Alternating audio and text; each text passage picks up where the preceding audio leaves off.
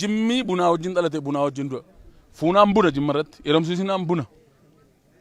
Gaafa du'ellee kafanaan saaxiniin bunaani jimmi. Kanaan bitame jechaadha. Kanaaf bunni dhimma jiraachuutiif jiraachuu dhabuuti godina Jimmaa irratti.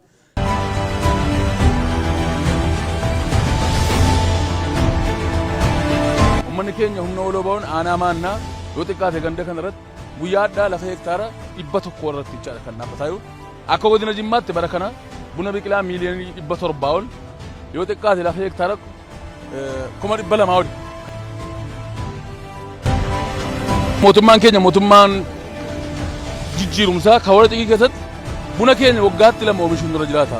Bishaan qabna bishaan asii argataniitu.